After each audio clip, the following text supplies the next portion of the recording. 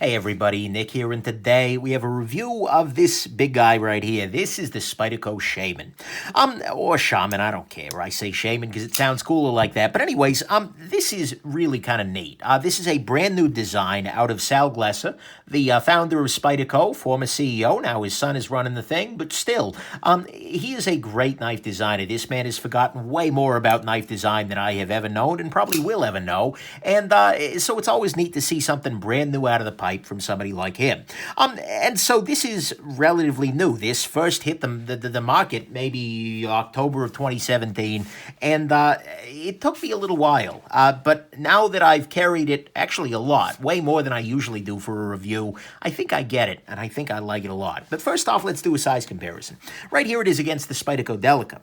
This was another Sal Glesser design. Right here, the Spyderco PM2. Hey, look, Sal and Eric, actually, his son, both had a role in here. But we can see here that this is way bigger than the Delica, and around the same size in the PM2 in a couple of ways. You can see here, though, that the PM2 is actually thinner in the pocket by a slight margin than the native, and but this is a very interesting comparison. I'll probably do a separate video comparing the Shaman and the native. I'm sorry, the Shaman and the PM2. I do not have a native, but that would be a very good comparison because in many ways the Shaman is what happens when the native and a PM2 have a child, then proceed to feed it nothing but anabolic steroids, beef jerky, and elemental chromium. So, that's that. Here it is against the ZT452CF, which is another large knife, the Ontario Rat number 1.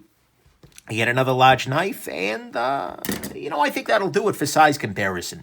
Then finally, I want to thank my buddy Nicholas for basically saying, Nick, if you want to buy one of these, I'll buy it off you at your price. Makes it really easy to, to do these kinds of things. So thank you very much there, Nicholas. So anyways, let's go into the good, the great, the bad, and the ugly of your Spyderco Shaman. So, first off, on the good side, I gotta say, I love the name very, very much. This is a big, beefy knife, and this is a knife that I think could be very useful to people in first responder or military situations. Yet, they showed some restraint. I think they're seeing the writing on the wall for the tactical knife, that marriage of convenience may be starting to split off after a little while here. And so, instead of giving this a tactical name like the Crusher of Souls DevGru SEAL Team 6, they decided instead to just call it something reasonable, like the Shaman. And that's kind of awesome. And especially considering that its closest relative is the paramilitary too. They did a good job there. And so I appreciate the name very much. Next thing, a little detail, but it's something that brings me a little joy. Next thing, I'm very happy to see a stonewash on here. Both of these knives are made in the USA. It's another good thing. In the Golden, Colorado, USA Earth Factory here. But the thing is, the PM2 has a kind of more machiny finish versus this guy, which has an actual stonewash applied to the blade. Stonewashes tend to hide scratches a little bit better, and frankly, I think they're a little more attractive. And so, seeing that stonewash is, to me at least, very much an improvement. Next thing, the spider hole actually, because of this stonewash, ends up feeling chamfered. I don't know whether they did a separate chamfer or whether that's just a result of the stonewash, because the stone media are going to attack the corners here. But as a result, this is a much more comfortable spider hole out of the box than you usually will get, and that's something that brings me a lot of joy. It's excellent, and even the sides of the jimping here are just beautifully done in that way. So I appreciate that they're chamfering this guy a little bit better. It's still got plenty of friction. It still opens very, very easily, but the thing is, it's a little nicer to the hands. So that's good. Next thing, this is a very, very beefy knife. This knife is hardcore. This knife is way more hardcore than I could ever hope and dream to freaking be. I mean, if you take a look at the blade stock thickness, it's right around the same vicinity as your Spyderco PM2 here, except that stock thickness is a little bit, it's a little taller, so it still cuts, but this is very, very beefy. If we compare the tip strength, if we compare the tip size, hopefully you can see that here, the PM2 tip is a little bit thinner than this guy, which means it's a little bit pokier, but this guy has a little bit more strength to it. This blade is one of the blades that this is a great apocalypse knife. I mean, if things are going down, you don't know what you're going to need, this is a pretty good one to grab. That used to be the PM2 for me, but in this case, this is a pretty solid choice. So I love the fact that this knife, especially with the compression lock, which is super strong, is just a super beefy choice. So that's good. One thing that complements that well is the fact that this guy is running on washers. As you saw in the disassembly video, this is using phosphor bronze washers rather than bearings. And, pardon me, so often these days, knives are being made using bearings, and bearings are great. They make for an incredible action, very compelling, but at the end of the day, bearings are a little bit more of a diva, because if you get mud in there or dirt and gunk, it's going to slow down the action, or eventually it may stop the knife from opening or closing effectively. Washers are much lower maintenance, and so if you're going to make a big, beefy, apocalyptic sort of knife, then by God, doing it on washers is the way to go, and so I appreciate seeing that. Then finally on the good side, although there's a lot more good here I guess I could talk about, but the biggest thing for me is that this is going to make incredible sprint runs. Spyderco does a thing where they will make the same knife, same model, same dimensions and everything using different materials. So instead of using G10 and S30V as the blade steel, which by the way is great, the blade steel on this guy is incredible, S30V, but instead of using S30V, they will use, S90V, and they might do carbon fiber. In fact, Sal Glesser was making some veiled hits to S90V and carbon fiber on this guy, which, okay. But any of these kinds of sprint runs in the future, I would love personally to see this guy in M4 steel. This is, to me at least, crying out for M4.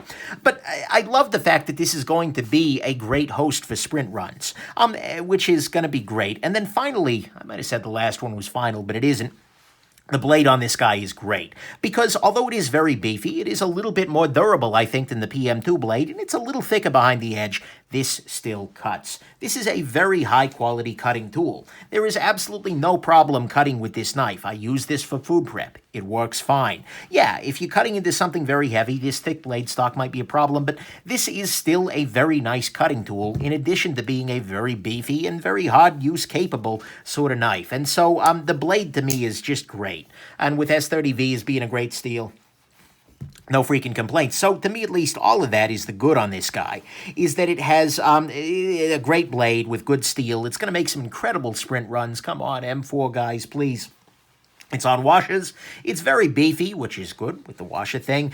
They've done some chamfering and smoothing here, whether it's due to the stone wash directly or separately, which makes this a little nicer. I like the stone wash very much, and I absolutely love the fact that the name of this guy is not at all tactical. Let's talk about what's great here. To me, what is absolutely the greatest part about this knife, and what has made me fall kind of head over heels for this guy, are the ergonomics. Sal Glesser is an ergonomic master. I mean, flat out. There are very few designers in the knife world. He may actually just be at the top of the game in terms of ergos. This fits beautifully in my hand. Given I have smaller hands than most, so you may have a different experience, but I know folks with big hands who have the same feeling about it. The fact that you've got this finger choil coupled with this top jimping means that this is just not going anywhere, even on the basis of these two guys alone. But then when you throw in this additional contouring, both in terms of these relatively smooth finger grooves, so they should work with fingers of all shapes and sizes, and then the fact that the actual G10 here is contoured. You can see it's kind of, there's a roll to it here. It's not like on the PM2 where you just have flat G10 here. That's very, very, very freaking nice. This is just spectacular in the hand. And with the chamfers that you get everywhere, it's just beautifully done. Even this area here is chamfered for the compression lock. This is just so nice in the hand ergonomically, and by far it surpasses the PM2 for me ergonomically. I did some long-term cutting, like going at a bunch of cardboard with the PM2 and the Shaman next to each other in prep for this review, and I just realized how much better the Shaman was in terms of ergos. And so that's good. And even this clip, which is relatively tall, is beautifully positioned such that it doesn't go into your hair. Oh, and by the way, it's a 4-position clip. Should have mentioned that. But the ergos on this are just so freaking spot on. This is spectacular in the hand, a true masterwork. Frankly, I think it's one of the most ergonomic knives Spyderco has ever made. Maybe the Domino or the Mannix are right up there, but holy crap is this good in the hand. So to me, at least, that is what is great. This knife feels spectacular in the hand. Let's talk about what's bad. So, okay, on the bad side, first off, as I mentioned, this guy is actually a little bit less slicey than the PM2. What I mean by that is if you're cutting paper or you're cutting cardboard or something, this has a little bit less resistance than the Shaman. It's not a huge shock, given that it's built to be a little bit beefier, and it's still a very good, competent slicing machine. It beats the heck out of a lot of knives from a lot of other companies that tend to design less so to cut and more so to look good. And so I love the slicing is still, but you are stepping down relative to the PM2 and certainly relative to, say, the Delica, which has much thinner stock. So keep that in mind. Next thing, a lot of people have asked me, looking at the images online, is this a front flip? Because a front flipper is a knife where you can grab this little area here with your thumb and pop it open like that. It looks like this maybe could be, and perhaps for somebody with really crazy fingers, they could pull it off. But the thing is, this is not high enough relative to the pivot in order for that to work. And so, no, this does not front flip. That's not a bad thing. It's just something that a lot of people have asked me about, and some people, for some reason, have been disappointed about. But the thing is, it deploys beautifully with the thumb or with the finger flick, or otherwise. I mean, heck, you can even use this little nubbin here to push that blade out and fling it the rest of the way open with your wrist. I mean, there are plenty of ways to open it, but that's not one of them. I gotta say, actually, that nubbin that I just highlighted, too, that's the technical term, by the way, a nubbin. I know it's the blade guard here, but that is in some ways less than ideal, because as you use this guy, the compression lock to kind of flip this guy shut, this little thing runs into your finger as you do it. Is it a big deal? No, not particularly, but it is something you feel every time. I get why it kind of needs to be there given the overall shape of the knife, and it's certainly not a deal breaker, but it is something you're going to want to keep in mind.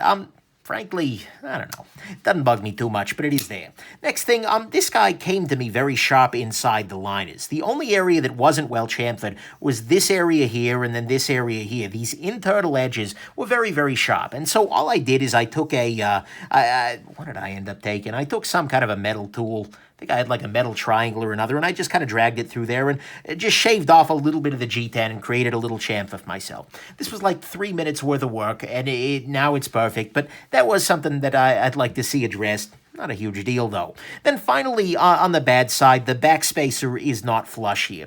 This is not a problem in a functional sense, but it is it is annoying to me. You can see here that the backspacer, there appears to be anywhere between like a millimeter or half a millimeter or so worth of drop into that little area. And this just strikes me as kind of a, wait, why? Why not make it flush? I don't get it. And as a result, it ends up looking like it was put together improperly, not having that backspacer flush there. I just don't know why they did it, and it offends me at some very deep, very compulsive level. Is it a big deal? No. In fact, none of these things have been big deals on the bad side, but it is still kind of a deal, and it's something I'd love to see addressed in the future. Just CQI this up maybe a millimeter or so that way so it's flush. I think it'd be a little bit more interesting. And so, to me at least, that's what's bad here, is that the backspacer isn't flush. This little nubbin in the compression lock area wasn't spectacular, but again, it's not a huge deal, and especially for my smaller fingers, not a concern. It was sharp inside the G10 here, but that's pretty easily fixable. This is not a front flipper, but it didn't need to be. And it is a little less slicey than the PM2, so if you're looking for a slicing beast, anything with stock this thick isn't going to be that. Let's talk about the ugly, and the ugly is just that this is a very heavy knife. And that's partly because this blade is freaking huge, and partly because this backspacer is freaking huge. But the thing is, the backspacer, a lot of people have said, oh, I don't know why they use that big steel backspacer, that's ugly. I'm going to take that out and replace it with standoffs. Well, the thing is, no, you're not, because this is a big, thick blade. And it needs to be counterbalanced. An important thing to think about when you're making a knife is the balance of the knife. And so having this thick steel backspacer in the back here is actually helping to balance this knife. And it's beautifully balanced, but the thing is, as a result of having both a heavy blade and the backspace needed to balance it, this guy is beefy. You were looking at 5.2 ounces here. Compare that to the PM2, which comes in at 3.87. Holy crap. I mean, this is way less than way more, that is, than an ounce an inch. This is heavy. Even compared to the Delica, which I love carrying at 2.3, this is huge. And so that is absolutely, for many uses, going to be ugly. This is a heavy knife, and it's way heavier than the PM2. And so, yeah, there you go. Let's talk final conclusions here. Look, this knife took me a little while. I've had this experience a couple of times. You know, most knives, you pick them up, you're like, okay, I'm starting to see the pros and the cons already. Carrying for a couple of days, you find a couple of more pros and cons, but you feel like you got a pretty good sense of things. I mean, some people may disagree. They want to see 6-month reviews. I don't do 6-month reviews. It's life. But look, most knives are relatively straightforward to get a grasp on. This one, though, this one took me a while. When I first got this out of the box, I thought to myself, okay, this is way too big. This is silly. Who the hell needs this kind of knife? It's not for me. It's too big. It's too beefy. It's too heavy. No. The thing is, I carried it because I have to carry it. I have to learn. And as I carried it, I realized things. I realized things like, you know what? This is actually pretty good in the pocket. I can slide right by here. I mean, yeah, it's big, but it's not crazy. And then I carried it and I cut with it. I realized, holy crap, this thing cuts. This thing cuts really well. It's like super beefy, but it still cuts pretty damn well. And then I noticed, you know, things like it's got a great tip to it, and the edge is durable, and then it feels so damn solid. And then I kept using it. Then the ergonomics set in, like, holy crap, I just cut cardboard for 15 minutes, and my hand doesn't care. And I've come to realize that this knife is a serious freaking tool.